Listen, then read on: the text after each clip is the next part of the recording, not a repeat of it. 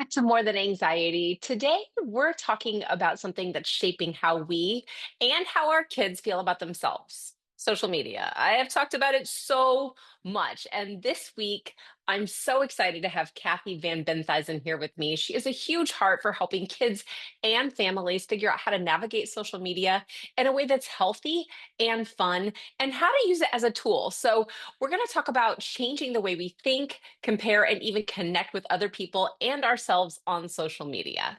Before we get into the hard stuff like social media and anxiety, I wanted to share this really great story that Kathy told me about something that she did in her classroom, something that is so simple. It shifted the entire energy of her day and her students' day. You can use this yourself. Yeah. Good. So, I did affirmations with my class because I would greet them at the door. Good morning, Megan. How are you? And I could Yeah. tell within like a split second what kind of morning they already had. And some people would Right. come in, they're like, "Good morning, Mrs. Van Mathias." And I'm like, "Oh my gosh, they're not Oh, going yeah. to." We don't have time to have like a miserable day today. We have six Right. hours and a half hours of learning. So I started doing affirmations, and I'm telling you, they absolutely loved them. We had a Yeah. bin, we called it the awesome affirmation bin. And they would, after we, did a little chit chat at the door, I would talk to each student in the morning. They would come in, they would take one. They couldn't peek, they couldn't like rifle through and find one that they wanted. They Right. just picked one, went to their seat after attendance. We would stop our morning work and we would go around and read them. And whatever one they would got, whatever it was, I would affirm them in it. Megan, the cutest was when, and every year they did it, not in the beginning, but then they would start affirming me. Yeah, Mrs. Van Dyson, that's you. That's gonna be your. And I'm like, it was the best. So we're gonna So start with an good. affirmation. I have fanned them out, not as good as my Yeah. business partner can. Okay. He's like he could like deal It's cards like, in Vegas or something. yeah. I'm gonna run my finger along it and then just tell me Ooh. stop, and then you have to read Okay. it out loud. All right. Stop. Okay. All right, Here we go. here we go. Ooh, let's see. I think big. There's always something new waiting for me that offers opportunities to help and inspire others. Yes, you are. Yes, you are, and I'll I send it love to you it. later. That is so fun. Yes, we do it, Megan. I'm telling you, it is okay. So I did it for about 15 years before I retired. And when I came to the office, my business partner, he had never done them. And I was like, hey, do you want to do them? And, sometimes you're not really sure how a guy is going to react to something. Right. But a woman's like, yeah, we're going to do it. And sometimes guys are like, Yeah. mm. He's Hmm. like, oh, sure. We started doing them. And oh my gosh, he loves them. So now, anytime we meet anyone in person or anyone via Zoom, we always do an affirmation first. The best part is guys will come in here and we'll do an affirmation with them and they'll go, can I come here each morning and get one? You okay with that? If I just, like, just, you That's don't truly so care if you just good. come and Right. we've had, sometimes people they just start crying. Oh my gosh, how did you know that I needed that? That's exact. And I was like, I didn't know you needed it. You picked it. I Yes, didn't. don't look at me. Kathy doesn't just talk about this. She works with families, with schools, and with individuals to show how we interact with technology and with ourselves. And I asked her to share a little bit more about the work that she does.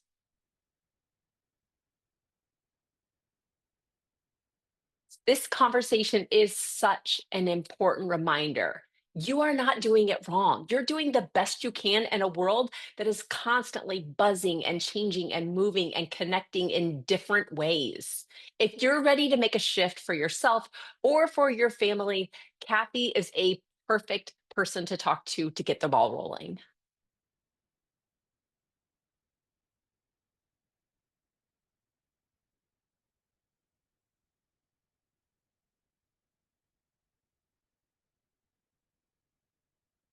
My son and I were driving up to see his sister, my daughter, at college, and she had been saying, "You have to bring this one picture. You have to bring this picture. It's really important. I'm putting it on the wall. It's part of our decorating And she had talked about it. Don't you know? We left. We got in the car, and we totally forgot the picture in the garage. We actually had it sitting out. So like as we walk out the garage, we're gonna get it. We're gonna no, we both missed it. So we're on the parkway at this point, and all of a sudden I see the picture sitting on the garage, like up against a bike, and I was like, I said, Bud, oh my gosh, we forgot the picture. You know what? Let's just go back, take this exit. And he goes, oh, okay. I said, you know what? Let me call dad and just let him know that when he hears the garage door, it's not someone trying to rob us.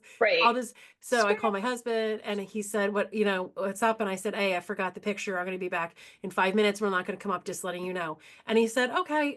He goes, just make sure you're driving safe. And I said, oh, of course. So we get the Yes. picture and we, and Always. we leave. And I was talking to someone and it like hit me. I said, hey, Luke, when I said, oh no, we forgot the picture, what did you say? And he said, I said, okay. And I go, what did I say? And he goes, you said, get off at this exit. I said, did I say, I'm so stupid, or, oh my gosh, we're so dumb. We've been talking about this picture for a week. How could we forget it? We're idiots. Mm. And he goes, no, you just said, get off at the next exit. Right. And I said, that right there, we have to almost train ourselves not to do that. Oh, so dumb. Oh, I'm so Ah, stupid. how Because could I do that? Yeah. yeah, because we're filling like we're almost our own worst enemy sometimes. Mm, We trash talk ourselves. So and we it's like, do. what's the big deal? We made a mistake. I forgot something. It's not the end of the world. Hmm. Last night, I'm taking my daughter back to school. She'd gone on a camping trip. She had borrowed my car. She came back so that I could take the car, bring her back up to school when we were going to leave. And she's an apartment. She lives up there. Yeah. And we get out of the car, we open the back, start taking stuff out. And she goes, "Okay, my keys to get into the building and then the key to get into the apartment, they're on your spare key." And I said, "Sweetie, why would I have my spare key with me?" She goes, "Oh my gosh, mom, I am so sorry." So okay, she has roommates. Let's call the roommates. Nobody's home. We can't get in the building. And we end up, I have to drop her off. We try to figure some stuff out. She ends up having to go stay in the library for a little bit until one of the roommates comes back and, can pick her up and take her back. So she said to me, I just want to tell you how much I appreciate you. And I said, oh, I was thinking, Aw. sorry about driving her up there. And she goes, no, I don't know a mom that wouldn't have flipped out on me for leaving the keys on the counter. And she goes, all you said was, let's figure it out.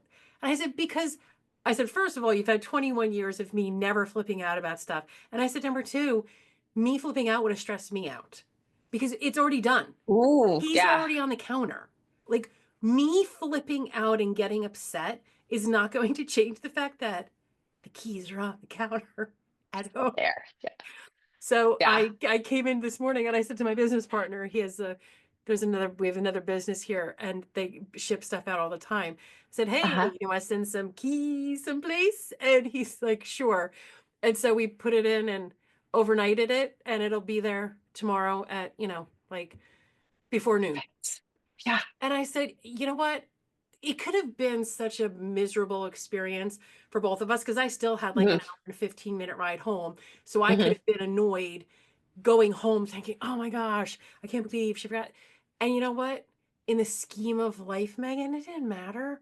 It didn't matter. We had a Yeah. great ride up. We chatted the whole time. And I didn't want that to like the last thing that we do is be annoyed at each other or and she actually felt so bad that she was like, she goes, I'm just appreciating you right now that you didn't even do anything. She's like, you just said, okay. And I'm like, because it's so not worth it's like that energy. What do I Mhm. want to put out into the world? Do I want to Yeah. sit there and say, like, I didn't say, oh, I was so stupid for forgetting the picture that you Right. needed? Or why would I say to her then, oh, you're so dumb for forgetting your keys? It's the same thing. How we speak to Mhm. ourselves is just as important about the way we speak to other people.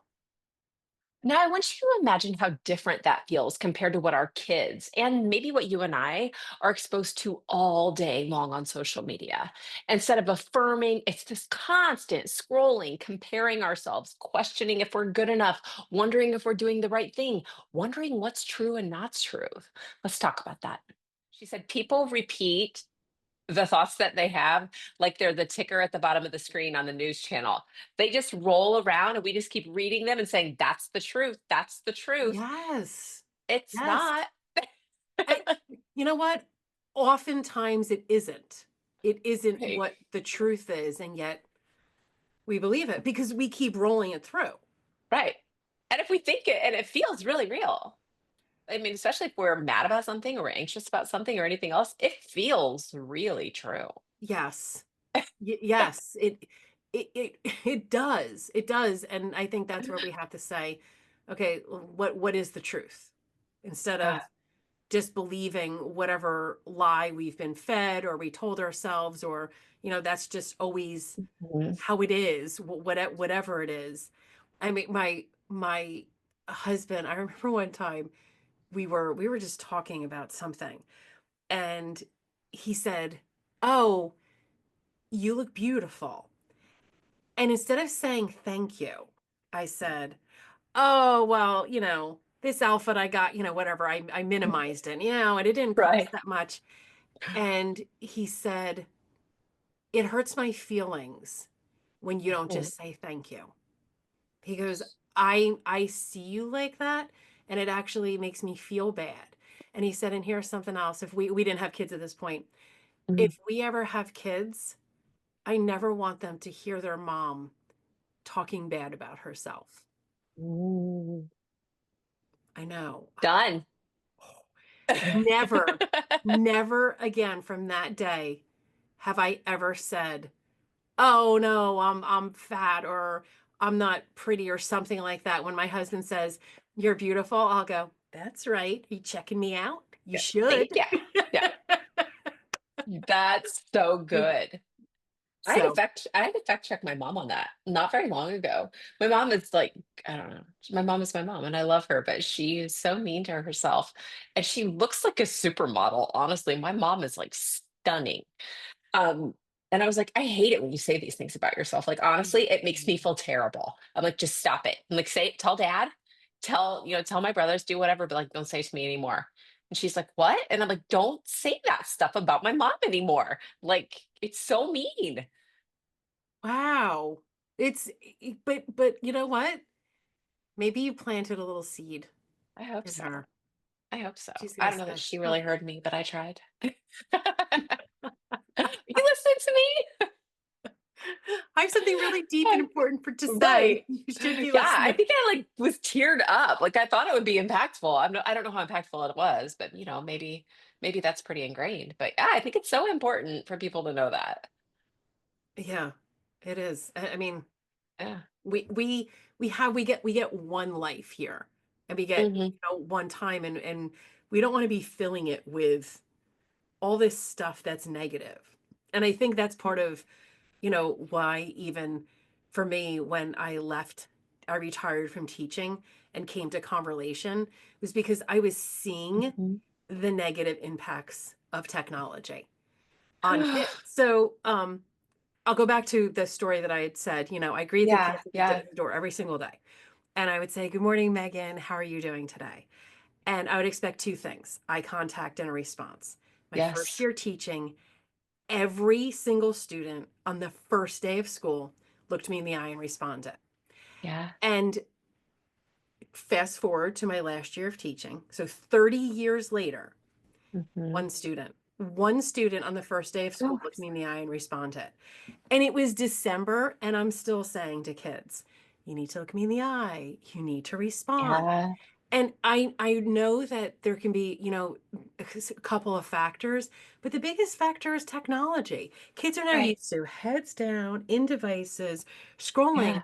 And then we as a society, we as parents, we normalize it. We say, "Oh, that's just how kids are." Okay, no, it's not, because No. I don't know if I told you this, but I taught my entire 30-year career in fourth grade. So I Ooh, I've had a God bless long you. I've had a long study of 9 and 10-year-olds. 9 Uh-huh. and 10-year-olds 30 years ago could look you in the eye and respond.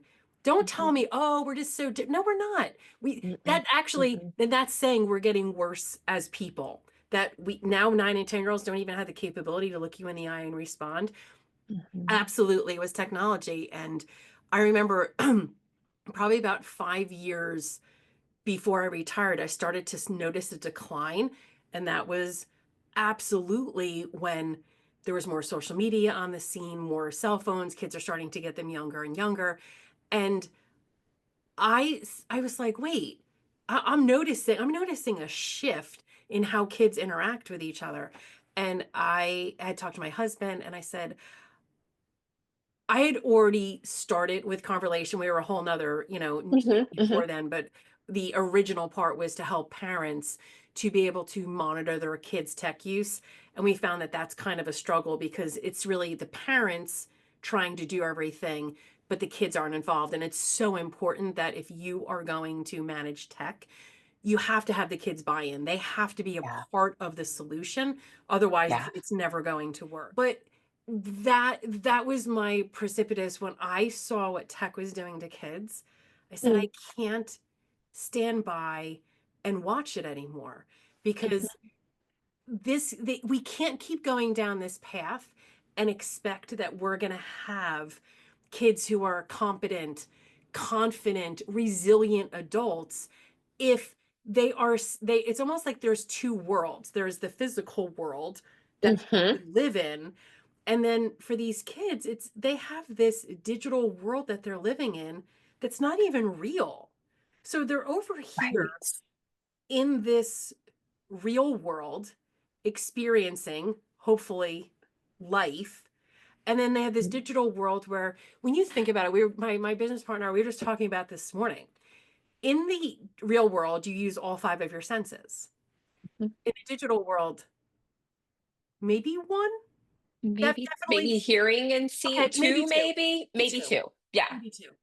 Yeah, I wouldn't count touching the screen. That's No, not no, a no, no, thing. that No, doesn't that that doesn't doesn't count. count because it's not Mm-mm. it's not that same It's not a thing there. tactile. Right. Yes, it's like you're not Yeah. feeling like a soft bunny that you're petting. Right. Right. So we are taking away actual experiences from them. Mhm. And we need that as humans. We Mhm. have not technology for all the years that we've existed on Earth. Technology has not made us better, and has not made us Mm-mm. smarter. Mm-mm. I really don't. Do we have access to more knowledge? Do we have access to more information? Yes, absolutely. But I don't know if we've really ever changed biologically that we're Mm-mm. better. I actually think we might Mm-mm. be worse because we're not even connecting with people in real life. And that's what we're wired for. We are wired for connection, to, Yeah. when we see each other, to give each other a hug, or to ask and interact about your day and how things are going. And without those things, we cannot thrive as people. Love that I seriously, right before I got on this, I was, of course, scrolling on social media and I saw this post, and this woman said, I think that social media should turn off at 7 p.m. And I was like, I've been talking about this. Remember when we were little and the TV, the national anthem would play and then it would go Yes. dark and then there was no Yes. TV? I was like, why would we just not have hours? I mean, turn it off. Like, you can't go to you don't need it at 2 o'clock in the morning. You don't need it at 9 o'clock at No. night. So I said, yeah, that would be great. And I just saw this comment that it it made me angry, it made me sad, but it was like, but then we wouldn't have any meaningful connections after 9 p.m. with people outside of our geographic area. And I'm like, go outside, man. Like, I was Okay. like, like it's so much with, yes, with the kids in the classroom, and they don't make eye contact and they mumble, and they're so in their heads all the time because they're not actually speaking words, they're just typing things. But we also have a group of parents who are like, but I mean, they're in the same boat. Yes, because parents are just as addicted to it. And Absolutely. so I was reading, I'm actually going to make a post about it. This Mhm. parent had a 14 and a half year old girl and does great academically, is in Mhm. sports, does all this stuff. And the mom said, but when she gets home and gets on her phone, she literally turns into a different person. She's Mm. nasty. She's rude. We want her to get off. She starts yelling. She eats while scrolling through a device. And Mhm. she said, I don't know what to do. Megan, I'm scrolling through and I'm like, oh, okay, let's see what people are Yeah. suggesting. I didn't find anyone suggesting anything. What I saw was following. Oh, I'm following. Oh, I want to know Me too. what Yeah. I have no idea what to do. It's happening with me also. Does anyone have I don't have a solution. I just think and I'm thinking I do. and I do. I wanna say, I'm I like, have a hey. solution. I it's probably one of those, like, it's not the place for me to say, "Hey, you should try Converlation. We can help families to, reduce the Yeah. influence of technology." Because I wanna just continue to see where because, like, I'm not trying to go in and sell, but that's what is so frustrating sometimes. One of the biggest questions that I hear from moms is how do I even start this conversation with my kid without turning it into a fight or a total shutdown? So I asked Kathy what she sees working in homes of people that she works with right now. Parents see what's happening with their kids in regards to technology. Mhm. And then they feel the pressure. Oh, it's almost like a social conformity. Mhm. Everyone else is doing it, so I must have to. Everyone else is giving their kid a phone, so I should do the same thing. Mhm. Everyone else is doing it, so it can't be that bad. Yes. Yes, it can be that bad. Mhm. Yes, it is that bad. And parents, I just almost throw their hands up and say, "Well, what can I do? Everyone else has it." And that's not an answer because Mhm. our job as parents is to raise these productive human beings into Mhm. adulthood. Mhm. And giving them technology and expecting them to be able to be at their best is not going to happen. You will never hear us say technology is bad. We never say to put it away, to stop Hey. using it. But what we do say is you need to educate yourself. You need to know what it is that is happening to you as a result of this technology so that you can use it in a way that benefits your life. We always say use technology as a tool, not merely Mhm. as entertainment. Yeah. And like when we go out and speak, the most the most frequently asked question is what age should I get my child a phone? And Megan, that's not the question that they should be asking. The question Mhm. should be, when is my child ready for a phone? So what we ended up doing Yeah. is we developed this resource for parents, and we just call it the phone readiness assessment. Mhm. And you can go on, you take the test, your kid takes a pretty mirrored test to the same thing. Yeah. You just word it a little bit differently because, it's a kid taking it. And then you Sure. compare results. And the test has 4 components to it. And one of the components is emotional, um, emotional maturity. So Mhm. how do you react when your mom says, you have to put the phone away? How do you react when this happens? If you lose, in a game, how do you react? It's that emotional part. Do they have the emotional Mhm. regulation? The second part is responsibility. And responsibility in terms of can you get yourself together and ready in the morning without your mom reminding you? Ooh. Do you do your own laundry? Can you make your own breakfast and lunch? Because and that's just these are just some of the questions, but Yeah. if you can't do those things, how are you ready for a device that's going to distract you from everyday life? So as a mom, like we have Uh-huh. so much that we have on our plate. And we get stressed out and we're like, "Oh, I got to make dinner and then I got to make lunches for the next day and then I have to do the laundry." And but if we teach our kids to do these things, and you know what? I'm not saying send your 2-year-old down to do laundry on their own, but they can carry a bucket, they can throw the laundry in, you can help them pour the soap. They can, maybe they're not folding shirts, I get that. Even my husband doesn't like folding shirts, but they can match socks. They can fold a towel. You can teach them young so that they're the ones who are, so it's taking a load off of you. And so that's just another part. And we actually have this whole, it's another free thing where, like 5 things your kid should be able to do by the age of 13. So that when they go to college, they're competent, they can do laundry, they can make their Right. own bed, do all of that. And another area is just knowledge of what tech does to you. Can you talk about dopamine and what it does to you? Do you understand about attention engineers whose job it is to keep your eyeballs on the device? Do you know how they do it? Do you understand that when it's free, your eyeballs are the product? And so having a kid be able to explain those things, that actually helps to change how they feel and how they interact with it. And I actually went through a couple of conversation experiences with my fourth grade class.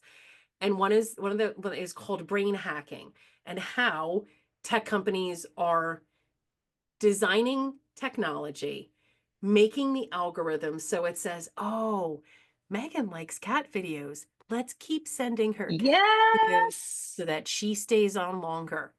And I still remember this one kid, he goes, it made me so mad when I realized they were manipulating me. They were making me stay. And I was like, yes, yes, I want you as a 9-year-old, as a 10-year-old, realizing that, so that when you are 13, 14, 15, you're still recognizing that these things are happening and you can make different choices. You don't have to be sucked into it. You do Mhm. have an opportunity to learn. And then the last part of the phone readiness assessment is about family and how we're part of a family and how we help each other out as to Yeah. like function as a family unit. And are you ready as a family? Because I think sometimes when parents give over the phone, they have no idea what's going to happen. Are you ready for them to be distracted, to not be as engaged in the real world? Are you ready for them to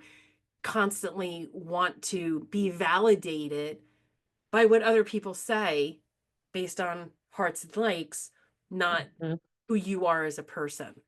So it's so interesting to me when people take it and they say, "Oh my gosh, I didn't realize there's all this." And then we say, "Well, you can get Converlation for parents and this can help you. Like we'll guide you. We will teach you," because I don't expect people to have the depth of research that we have done, so that because Mhm. understanding the background of technology and also the amount of time spent with kids and understanding how kids think. So this is funny. When I retired, um my business partner said to me, how many hours do you have directly interacting with kids? And I said, Oh I don't gosh. know. I have no idea.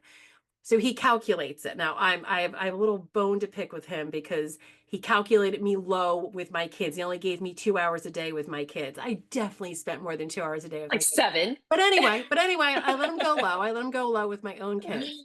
He calculated that I have direct interaction with kids over 67,000 hours directly with kids. My whole career, my whole life has been interacting with kids. And I know Mhm. this when parents say, "Oh, well, I'll give them the tech and I'll put parental controls on." Mm-mm. Let me tell you, that ain't working. It is No. They're not. smart kids. They I know how to get know. around that They stuff. They are not stopping. That is not doing anything. And I could tell you Mm-mm. story after story after story of like tech savvy parents Yeah, thinking, yes, oh, they'll never I break it. got this. Yeah, they do. Yeah, they do. Yeah. Because that's not what it's meant to be. If you want your kids to not be addicted, it starts with you first. We Mhm. have to model it. If we are Mhm. on our devices all the time, guess what? They're going to call out the hypocrisy. They're going to say, "Oh, Yeah. okay, mom. Okay, you're on it all the time, but you're telling me get off. You can't be on it anymore." We have to be the model, but we also have to be educated. We have to know what's happening, and it's one of those. It's almost like you can't unsee something. You can't unlearn something. Once you know Mhm. it, you know better. You do better. If I know that if I give my 10-year-old a phone and allow them access to social media that we know impacts their minds, impacts their hearts, impacts how they feel about themselves, impacts how they interact with other people. If I give Mhm. that to them and I know what it's going to do to them, that's a hard justification for me. Like, how do I do Mhm. that? Oh, well, I don't want them to be mad at me. Well, it's not your job to be your kid's friend. It's your job to be their parent. And when we give our kids technology and allow them access to social media before they are ready, it would be like me saying, hey, sweetie, I want you to pick up this 50-pound weight and carry it to the car. And you'd be like, well, why would you do that? Like, that's not even reasonable. They can't carry that. That's too heavy. That's the same way when we are allowing them access to an entire world of information that their minds are not ready for. Mhm. We're doing the same thing. So, you know what? We have to be the parent. We have to say, no, I am not going. I don't care what everyone else is doing. I don't care what all your friends have. Are you going to jump off a bridge if all your friends do it? It's like, no, Right? you're not. So we have to, it really starts with us as parents. Yeah, I love that. And I don't think that enough people realize. I had this conversation with a teacher. My kids go to a new tech high school, so they do incorporate a lot of tech into, Mhm. they combine a lot of the curriculum. And I was talking with the one of the teachers there. He's the English teacher. He's phenomenal. And he said, my dream for new tech is to become no tech. He goes, I'll go back to slate if I have to. He said, not because I don't think that tech has been great, not because I don't think we do great things, but because I don't think people realize that the tech giants, the people who create these devices that we use, don't let their kids have tech because they know exactly what it's doing. He said, so if we want brilliant kids, no tech. Yeah. Yeah. Yeah. Did you ever see it was, I don't know if it was a podcast, but it was an interview of Steve Jobs. And it was when he had first brought out the iPad. And Okay. the so the interview went on and another guy was talking about the interview. So they were saying, "Oh, did you see this interview?" And he said, "Oh, the interviewer sent Jobs, we would call it a softball. I mean, oh, of course it's going to be Mhm. such an easy question." And the question was, "Oh, how much do your kids love the iPad?" And Jobs said, "I would never allow my kids on an iPad until they're 14." Because so here's the very people who are making it say, like they have a school. I don't know if you know the school. It's called the Waldorf School of the Peninsula in California. Mhm. Well, And that's this, the school we were yes, talking about, the teacher and I. Yeah. yes. They send their kids purposely to that school so that they're not having technology. And from Yeah. what I've heard is that when you send your kids to that school, you are making a commitment that you're not giving your kids tech at other times either. It's not just that they're not getting it at Mm. school, they're not getting it at other times. Because so the very people who are making it say, oh, we're not giving our kids this. So then Right. I'm just going to make up a number now. Let's say that 90% of parents say, we don't know what to do. We'll just give our kids tech. The 10% that aren't, a good portion of them are the people who've made it because they know that, oh, that's not a good idea. And then there's, people like us who say, oh, It's probably not a good idea. Let's not give it to our kids because we know that what could happen to them. And Mhm. that's that's the part that's so disturbing to me is there was that interview, someone who had one of the original people with Facebook, and he said, uh, we made it as addictive as possible because that is just something that we would do to keep you on as long as possible. Because bottom line, it's all about money. It's all about It money. is. Oh, that raises so much anger. I mean, it's such an ethical Hmm. it's to me, I'm like, where how did this ever get to that point? Knowing that these people who obviously are brilliant, who are amazing at technology, but where is that ethical guideline or that boundary when you're right, it does come to money? I mean, we sell a lot of iPhones, iPads, and Apple Watches in this country, and I don't even know how many devices are in my house, right? Like we've all got them in our house somewhere, and they are useful, and there are good things that happen with them. But the fact that the people who created them know and set them up to be that addictive, and then we just breeze right past that, I and we're know. like, "Look at this, let's make this app for these two-year-olds. They can learn their colors on here." I'm like, "Or you could give them a crayon." Yeah, yeah. I was just say, or just like go outside and talk about what colors Right, you "Look at see. the blue sky up there." Yeah. That's blue, sweetie. I mean, come on. Blue. What Yeah, more massive thing of blue could you get your yeah, kid? the grass is green. Yes. Yeah, I mean, and now it's brown, but In a little bit, it'll be green again. right. But so I was actually having this conversation the other day with someone, and I said, I'm going to be, I'm going to try to think the best. When they Mhm, started with all this technology, so say back in, we'll say with social media, so around 2008, I don't think they purposely, at least I hope they didn't say, what can we do to distract and manipulate the minds of children as best we can? I don't think it started like that. I think it no. started with, huh, this motion, this this is just like what they do in casinos with a slot machine. Oh, I Oh, and you know what? never thought of that. We can keep them on a little bit longer. So it was the psychology, and actually they hired psychologists that helped to design it to make it as manipulative as possible. Again, I don't think they were doing it with kids. I think they were thinking if we can Uh-huh. keep the adults on it, they're going to see more ads, we make more money. They're gonna buy things with all the ads. So we're just gonna have there's gonna be plenty of money going around. So this is a good thing. But then when they started making social media, which wasn't originally designed for kids, but when they started doing the social media that was designed for kids, Mhm. that just is another level of, oh, that doesn't feel right. That feels Right. wrong. And how much easier? So you and I are adults, and we'll say, I'll say for myself, I I don't have TikTok downloaded on my Mm-mm. phone on purpose because, Megan, I know 100% if I did, I would be caught in the scrolling. Oh, Oh, and it's not cat videos. I don't absolutely. even, I'm going to watch. Oh, I love when, soldiers come home and see their families. I love those. So I keep getting videos like that.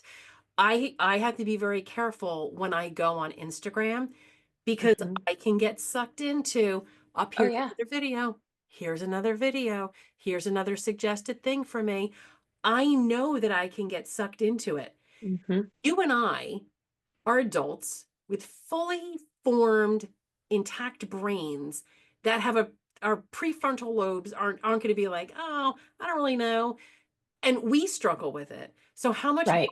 in the hands of an 8-year-old, of a 10-year-old, of a 12-year-old who don't have that same cognitive ability that we do? What do we think is going Mhm. to happen? Like, Yeah. of course they're going to become addicted. And so back Mhm. to that story of that girl when, the 14 and a half year old and the mom Mhm. saying, I don't know what to do. A lot of people said that's addiction. If her personality is changing from great grades, everyone loves her at school, she's doing great in sports, everything is wonderful, too nasty, sullen, arguing. being unkind, that's an addiction. Yeah. And that's what we've done to kids. My thought is now that we're in this position where we do have not just kids, but adults as well, who are all doing this all day long. We don't look up, we can answer people all of a sudden. And oh, I'm going to get slapped for this one. All of a sudden, we have so many more people with ADHD, and we've got so many people with so many more mental health issues, which we know are directly correlated to the phone. Mhm. But then let's top that off with now that you're addicted to this, if you want to put it away, you have to detox and you have to deal with some pretty scary emotions. And people aren't willing to go there because there's a cheap No, fix. there is. There is, and it is, you're so right that it is a detox, which it doesn't feel good. So No, we'll just take it back. And when you just right. said before about the mental health issues, so the CDC had put out a study from 2011 to Mhm, 2021. They didn't actually release it until 2023, but it's still mm, this 10-year study. That 10-year span, Megan, is really when social media, when all of them started, I mean, they're out there full force. They mhm, found that 57% of female students surveyed reported persistent sadness and hopelessness. mhm, mhm. 57%, that's more than half That's the horrifying. teen. And why? Why? And it's not if you look at studies of depression, anxiety, depression, and suicidal ideations from the 1970s till about 2008, it's like this. Yeah, Mhm, there's variations between boys and girls, but it's pretty steady across the board. And then all of a sudden in 2011, it is precipitous. It goes like, whoosh, why? And we can't say, oh, well, kids are different. No, they're not. No, they're not. They're mm, still the same. mm, What came on the scene that made them, excuse me, that made them more anxious, more depressed, having suicidal ideations? It's technology. I mean, think about, I go on here and I say, oh, my friend, she and her family went to Aruba and I didn't get to go. Something must be wrong with my life. I don't really think that, but I'm also mhm, as an adult, I can say, mhm, okay. But kids don't. Kids are mm, constantly seeing the best and the highlight reels of everyone else's life, mhm, and then they say, something's wrong with my life. So we no mhm, longer are living a life with gratitude for what we do have. We're looking at it, what don't I have? What am I missing out on? And then I get it in my face all day mhm, long via social media. And then we wonder mhm. why kids are anxious and depressed. Well, and I think in addition to what you said earlier about having so much information all the time, I mean, but do we actually need to know where every single earthquake in the world is at all times? Do we have to know what, like, everything that we think is an existential threat to us? Like, hey, this asteroid threw past. I mean, it was really the closest one in history. It was 2 billion miles away, or, whatever it was. Yeah. But they see that too, and they see conspiracy theories, and they see things that are misinformation or disinformation, or just like Bob that decided he knew the truth and nobody else did. People are Yeah. put everything out there. They're terrified. They Yeah. don't they don't feel good about dating. They don't feel good about getting a job. They don't feel good about being who they are. And why would they? Why would they? Yeah, It's because they're scary. and they're inundated. So the Surgeon General, Vivek Murthy, he said, I think it was back in 2000, maybe 23, and he said our kids are growing up in a popular culture and a media culture that reminds them often they're not good looking enough, rich enough, thin enough, popular enough, frankly, just not enough. Can you Mhm. imagine? That's what you hear every day. I mean, this goes kind of full Yeah. circle back to what you and I talked about when we first came. Yeah.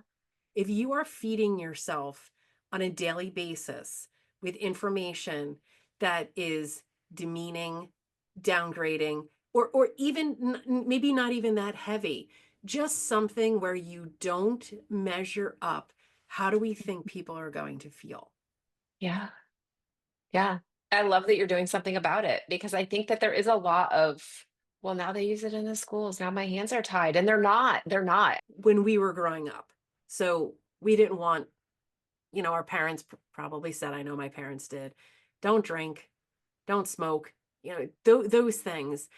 And we hopefully they started young. They didn't wait until, I've already been exposed to alcohol and say, don't drink alcohol, by the way, or don't smoke. Mhm. Already been exposed to it. So those conversations need to definitely start young so that when they are exposed to them, they know what to do. But for Mhm. us now as parents, it's not just the don't drink, don't smoke, these external forces but we can still see them. Now we have these forces on the phone that if we allow them in the bedroom, if we allow them to do them down in the basement or in isolation, we don't know actually what's happening. Mm-mm. And that's where I think we go back to we can't just hand over a device to a kid, just like we don't give our kid. I don't know how old your kids are, but both my kids drive now. I didn't just Mhm. when they turned 16 and got their learner's permit, I just hand the keys over and say, Mm-mm. good luck, kiddo, hope you do well. But we don't say to our kids, here is a car, good luck. But we're Right. doing that with a phone. I mean, think about a phone. The phone is probably one of the riskiest things that they're Yeah. gonna drive in their lives, and yet we just hand it over. We don't do any training, and that's where we say with Converlation, that's what we do. We're gonna help bring parents up to speed because we don't expect you to know all the tech, but we'll help you to understand this and then be able to teach your kids about it because it's I don't think I'm exaggerating and I don't think I'm overstating it when I say what we do today when it comes to our kids and technology will literally impact the trajectory of the rest of their lives if we don't do it well. I think you're spot on. And I think that we see that. We see employers saying these kids, they're not showing up for work. Like there's all kinds of things that we can blame it on. You can blame it on whatever you want. But part of that is like, mm, I mean, I would even venture to say the apathy that I saw in my last year of teaching, just that like I don't even know how to describe it other Yeah. than a shrug and like I think the apathy even is sort of like, why would I? Why would I do that? It Well, is. It's so like chasing I don't know if they're chasing dopamine. I don't know if they're chasing something they saw on social media. I don't know what the story is, but there's so many factors, I think. But they all, whether it's what they're seeing, whether it's what they've been told, whether they think it's a social movement or a conspiracy theory or a lack of dopamine, I think it all goes together. yeah, I do. And I think everything that you just said is still tied back to technology. I Absolutely. mean, where are they Absolutely. getting all this information? Where are they getting Right. their conspiracy theories? Where are they getting their And misinformation? it does. It's all tied back to technology. It is. And I was listening to someone talk today, and we were talking about how kids need to get outside more. That Yes. put the phones away, get outside in nature. And I was thinking to myself, you and I know what it's like to get up in the summer, get on our bikes and go ride. And your my mom says, don't come Yeah. back until, lunchtime or whatever. Right. Our kids don't even know that. This Mm-mm. next generation doesn't even know what a childhood that we experienced is like. They have no Right. idea. Oh, go Mm-mm. out and play? Oh, you can go to a park. You can go to the beach and not have your parents with you all the time. And here's something else. Right. I disagree when people say the world is less safe. I disagree. No, it's not. I don't think it is This either. world is not any less safe than it was when we were growing up. But Mm-mm. actually, what's less safe is what they experience online. That And is, we just know about it more. I know, It's I we just know. find out about it 10 seconds after it happens. I our world is not less safe. The internet, is actually less safe because people are Yeah. meeting up with. I can't even Yeah. tell you how many times I hear about, "Oh, yeah, my kid is, messaging a stranger." No. Megan, we couldn't have done we- that. No. We were looking at kids' faces on milk cartons. Mm, mhm. And I used to play on the train tracks and be afraid of like hobos and like people jumping off a train and taking me, which wasn't going to happen, but I was terrified of it. Um, but yeah, I mean, I agree with you. I don't think the world is less safe. I think that the same things have been happening forever. I mean, we can read a history book, Yeah, right? I taught yeah, history long enough to know what was happening. And I think we see that on large scale and small scale. We just know about more of it. yeah, yeah. And so, yeah. I mean, and we have put in an effort to keep our kids safe,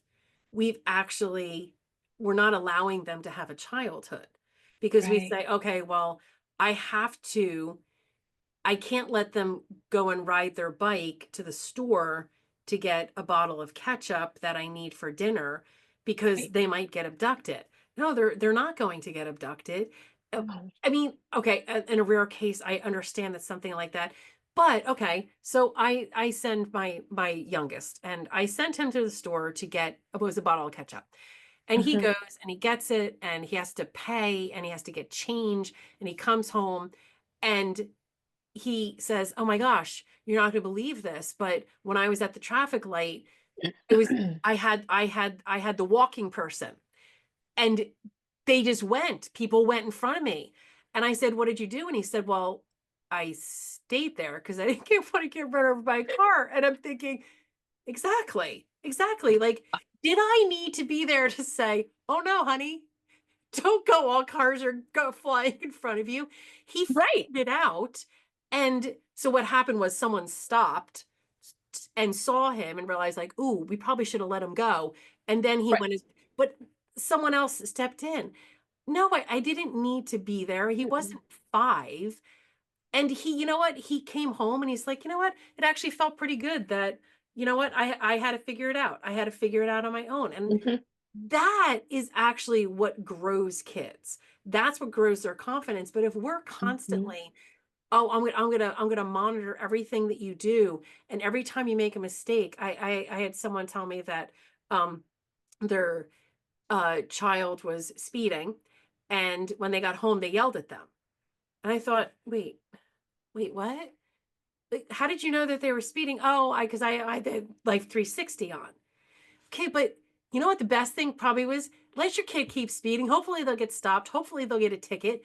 Like they have to like we aren't even allowing natural consequences to happen because we're Right. constantly imposing not our will, but our own fears on our kids. So they're never Mhm. learning to take risks and realize, hey, you know what? It worked out okay. It worked out okay. Or, you Mhm. know what? I need to do maybe a little different next time. Maybe that wasn't the best way that I did it. I'll do it a Yeah. little different.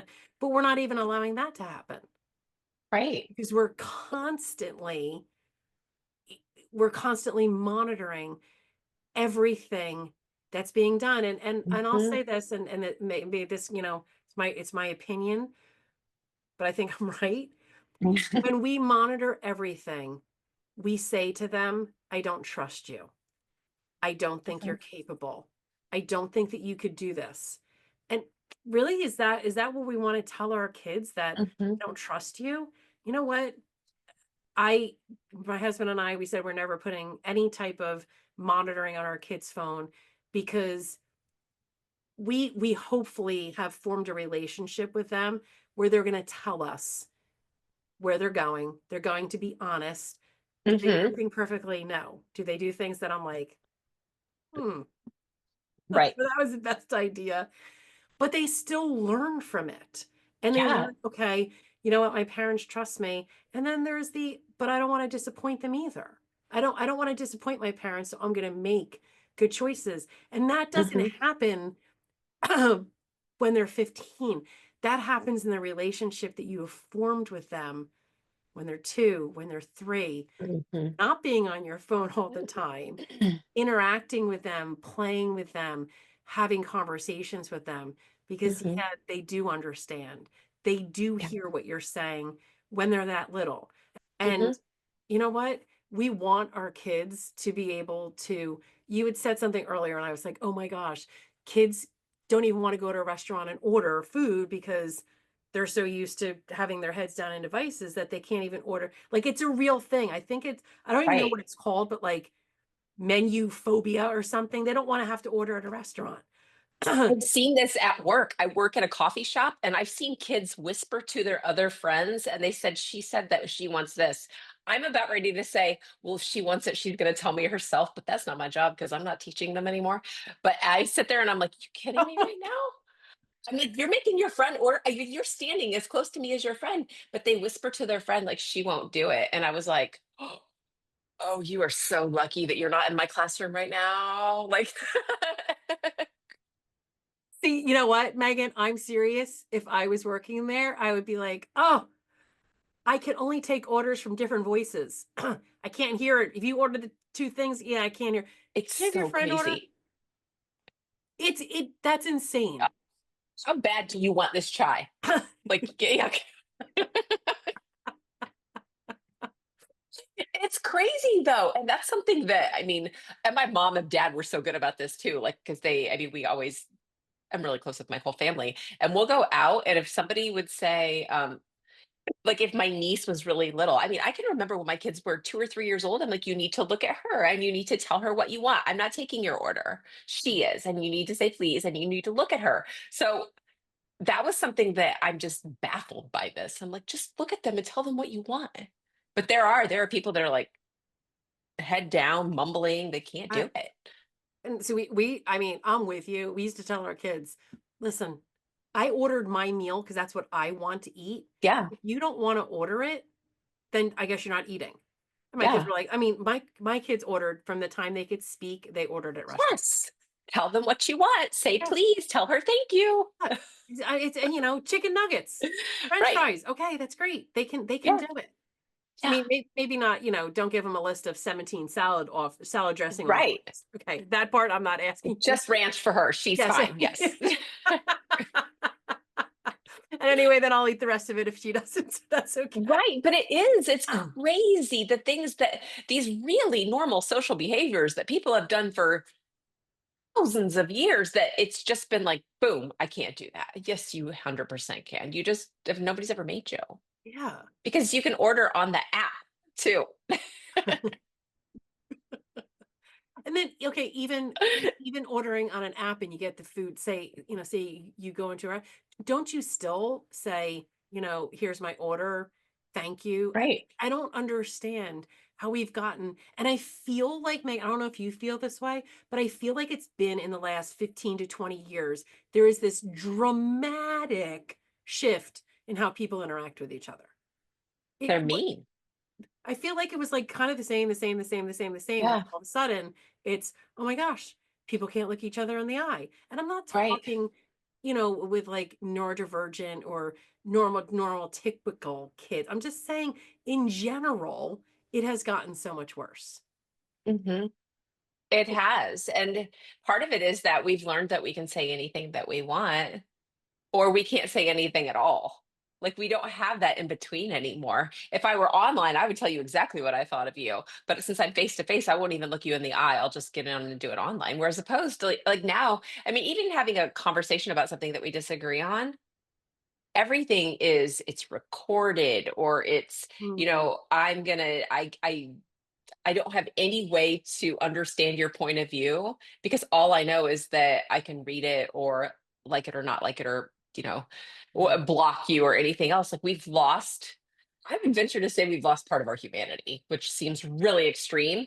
But I, there are times when I'm like, what has happened to us as a society? Not specifically teenagers or parents or even Americans, but I feel like we've lost a lot of humanity. yeah. And things that we would never say to someone face to face.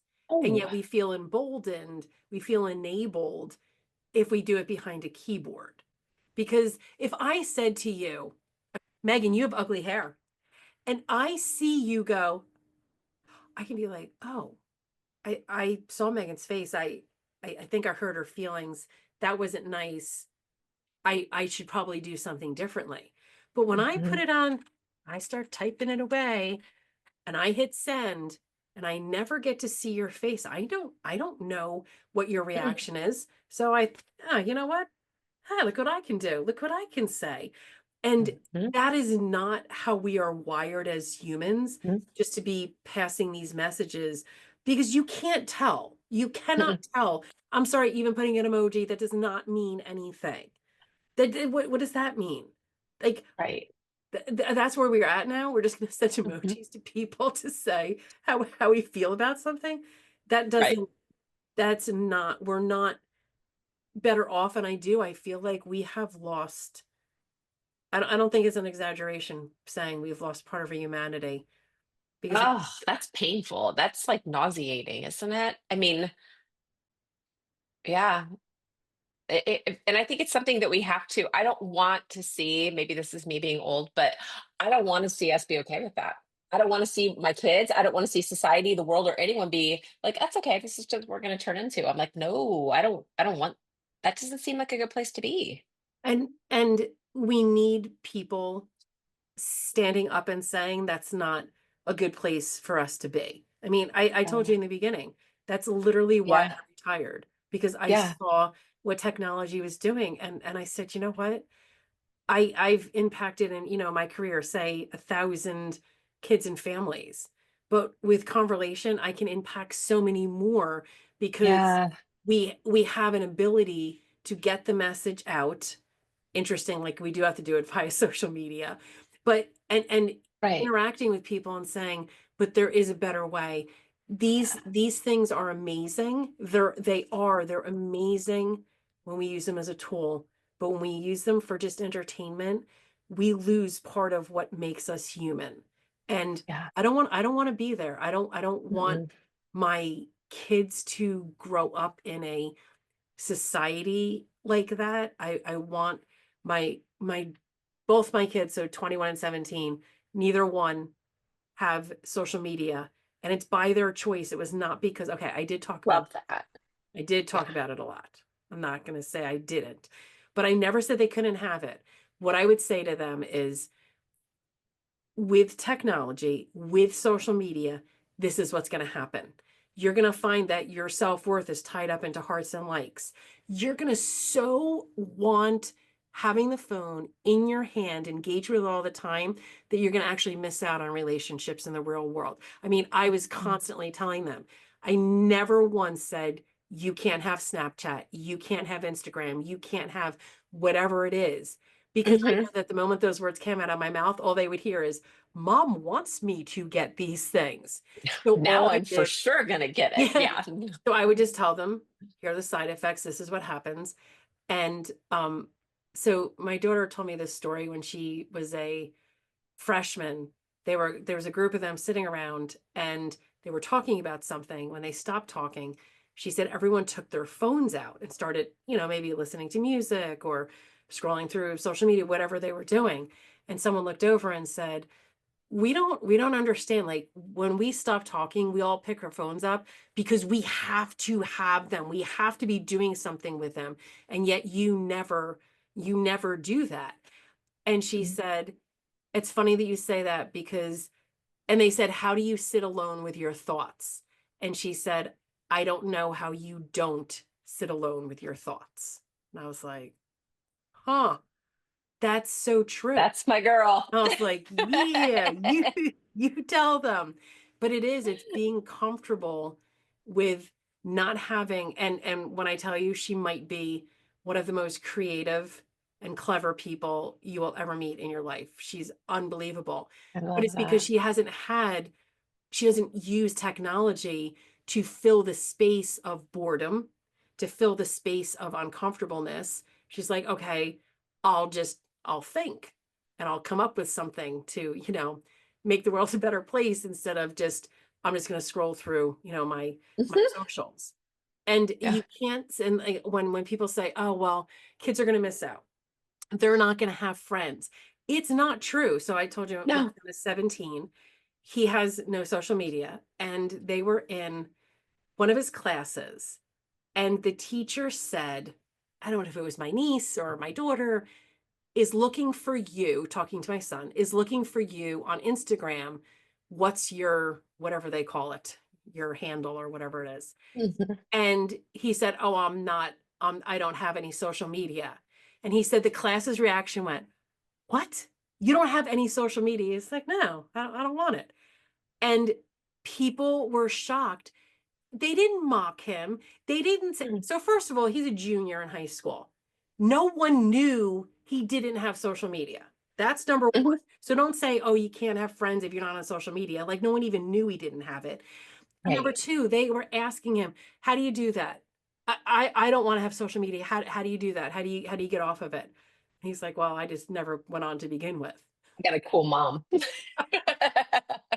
But that's and parents think, oh well, if they're not, they're gonna be the loser. They're not gonna have any Mhm. friends. They're not gonna. That is so not true. That is Yeah. so not true. And yet people believe it. And this is why we see this generation of kids growing up who are addicted to their phones because parents say, well, everyone else has it. We going back to what I said earlier. It's just not true. And if you're Mm-mm. willing to hold the line, if you're willing to say, I'm going to be different, I'm telling you, everyone is so much better off. Because both especially my daughter had this conversation with me over the summer. And she said, I asked her, I said, did you think that dad and I were mean because we didn't want you on social media? Well, actually, it wasn't even that. But do you think we were mean because we didn't let you guys get a phone? So my daughter was 14. My son was actually almost 15. We didn't even get him a phone at the same ages because Mhm. it was just, when you're ready for it, not because you hit an age, it's when you're ready for it. And she said, it's funny. At the time, it was frustrating. She goes, but I look back now, so, 7 years ago, she goes, that was the best thing that could ever happened. She said it was absolutely the best thing because I'm not addicted to it. I don't need to have Yeah. it all the time. But in the moment, it feels hard. It feels, Yeah. I think that was part of the reason why neither one of my kids are on social media is because they missed they missed it all through middle school. They didn't have that, Mhm. oh, I gotta be on, all my friends are on, I gotta find what my validation is, I gotta see how many hearts I have, see how many likes I have. They missed that. So that Mhm. and that's why I think it's so important. The longer you can keep your kid off a device, and even more the longer you can keep them off of any type of social media, the better it is for them. Because then Mhm. they can actually learn how to self-monitor. And if you give it to them Mhm. too young, they're not going to be able to do it. If you say, Yeah. here you can you, if you can have a cookie, they're not going to just eat one cookie if you give them the entire bag of Chips Ahoy. They're going to Right. eat more. So you put parameters in place to set them up for success. And the way that you do that is not giving in when their minds aren't ready to handle the information. Yeah. I love it. I gotta know more about like how you do this. Tell everybody who's listening where they can find you because this is so important. Do you work in Indiana? Can I hook you up with all my friends here? You still can hook me up with all your friends, but it'd have to be on the internet. So Right. Converlation, you can reach me at Kathy at Converlation is my email. I am Mhm. on LinkedIn as Kathy Van Benthuysen. Um, and we have our website is converlation.com. And we actually have two programs, one for schools and one for families. And um, I mean, I know in schools we've had, schools ordering now for the fourth year because they know it's essentially what we want to do is we want to help families to reduce the influence of technology on their lives. And the way that you do Mhm. that is not by saying you have to put it away, you have to stop using it. We want to teach kids and parents how to use these devices so that they serve them and Mhm. not the other way around, not the where they're being controlled by it. And Yeah. I think, not just because I was part of the development of it, but I think it's something amazing because people talk about the problem, but I have never heard of a solution. And we feel that conversation is the solution. If you go through this, you will see a difference with your kids in how they engage with technology. I love it. It's so important. It's so, so important. Like we are on the cusp of some really, really amazing things, but also some really scary things. And I think that nobody taught us, right? Yeah. Nobody told us in the beginning. And now And how would we know? we're playing catch up, right? We're Yeah. playing catch up. So Yeah. you do great work. Thank you. Thank you. Thank you. Yes.